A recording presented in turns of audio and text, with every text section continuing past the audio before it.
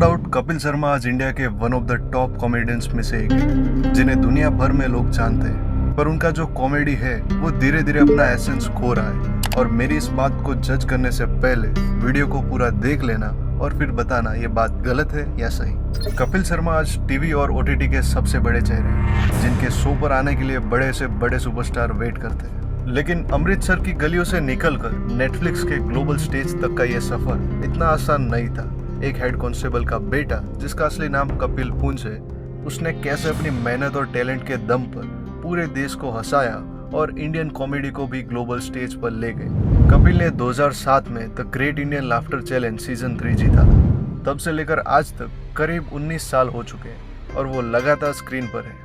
अपना शो लाने से पहले कपिल ने सोनी टीवी के कॉमेडी सर्कस के लगातार 6 सीजन जीते थे। ये वो टाइम था जब उन्होंने प्रूव किया था कि उन्हें बीट करना ऑलमोस्ट इम्पॉसिबल है। 2013 में comedy nights with Kapil Colors TV शुरू हुआ। उस शो ने इंडियन टेलीविजन की हिस्ट्री एकदम से बदल दी। उसके बाद द कपिल शर्मा शो यानी कि सोनी टीवी पर आया और अब नेटफ्लिक्स पर उनका शो चल रहा है। एक ही इंसान ने लगातार अलग अलग चैनल्स और अब ओटीटी प्लेटफॉर्म पर वन साइडेड रूल किया है। जब कपिल का शो हिट हुआ तो बाकी चैनल्स और प्रोडक्शन हाउसेस को लगा कि फॉर्मेट हिट है। उन्होंने सेम फॉर्मेट, एक होस्ट, एक अजीब सी फैमिली, सोफा और सेलिब्रिटी गेस्ट कॉपी करने की कोशिश की, लेकिन आखिर तक कोई नहीं टिक पाया। जैसे made in India 2014 star plus का शो। जब सुनील ग्रोवर ने पहली बार कपिल का शो छोड़ा था तो स्टार प्लस ने उन्हें और मनीष पॉल को लेकर ये शो बनाया। सेम फॉर्मेट था, पर शो बुरी तरह फ्लॉप हुआ और कुछ ही महीनों में बंद हो गया। उसके बाद comedy nights live 2016 Colors TV.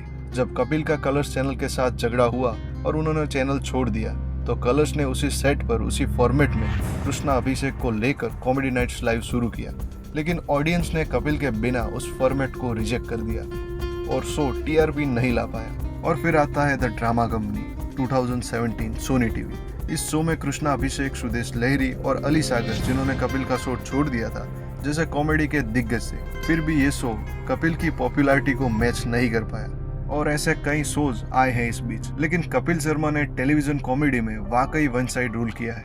और इसका सबसे बड़ा रीजन था कि सारी बड़ी कंपनीज और चैनल को लगा था कि लोग सोफा और सेट को देखने आते हैं। उन्होंने पैसा लगाया, नए सेट्स बनाए, फॉर्मेट कॉपी किया, पर वो ये भूल गए कि शो फॉर्मेट से नहीं, एक आर्टिस्ट से चलता है। कपिल का ऑडियंस के साथ जो नेचुरल कनेक्शन है वो किसी कॉर्पोरेट स्ट्रेटजी या कॉपी पेस्ट फॉर्मेट से नहीं बनाया जा सकता। और लोग माने या ना माने, लेकिन Kapil most talented and natural comedian है इस सीन में। और इस 15 साल से ज्यादा के वन साइडेड रूल के पीछे एक ऐसी सच्चाई छिपी है जिसे अक्सर लोग इग्नोर कर दिया करते हैं।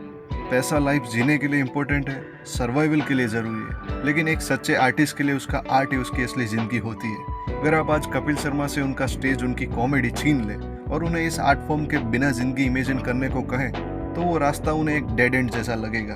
उनके लिए अब कॉमेडी सिर्फ काम नहीं, उनके एक जीने की वजह है। और सबसे बड़ा नुकसान तब होता है जब आर्ट को बड़ी कंपनीज, चैनल या ऑर्गेनाइजेशन सिर्फ एक प्रॉफिट मेकिंग मटेरियल की तरह देखने लगती है। पूरे माइंडसेट से आर्ट को कंट्रोल करने की कोशिश की जाती है तो वो जाने अनजाने में उस आर्ट को ही खत्म करने लगती है। और सच तो ये है कि आर्टिस्ट एक ऐसी पर्सनालिटी है जिसे आप जितनी आज़ादी देंगे, जितनी छूट मिलेगी, वो उतना ही ग्रो करेगा। कॉमेडी किसी फैक्ट्री में बनने वाला प्रोडक्ट नहीं है जिसे आप टाइट डेडलाइंस और स्ट्रिक्ट गाइडलाइंस से निकलवा लें। ये आती है नेचुरल टैलेंट और स्पॉन्टेनिटी से।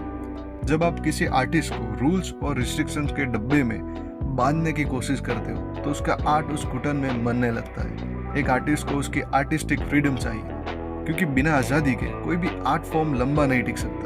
और इसका एक रिसेंट एग्जाम्पल भी आप देख सकते हो, जैसे अरिजीत सिंह, जिन्होंने खुद ही अब मूवीज में गाने देने से मना कर दिया है। एंड मैं बताना चाहता हूँ कि कपिल शर्मा मेरे फेवरेट कॉमेडियन में से एक है and he is OG in this field. Almost 15 सालों से ज़्यादा टेलीविजन कॉमेडी में वन साइड रूल करते आ रहे हैं। तो इस वीडियो से मेरे कहने का मतलब सिर्फ इतना ही है कि एक आर्टिस्ट को उसकी आर्टिस्टिक फ्रीडम मिलनी चाहिए और आर्टिस्ट कोई कॉर्पोरेट कंपनी की मनी मेकिंग मशीन नहीं है। और ये सब मेरा एक पर्सनल ओपिनियन है। अब आप इसे कैसे लेते हैं ये आप पर डिपेंड करता है। तो मिलते हैं अगले वीडियो में एक और नई कहानी के साथ।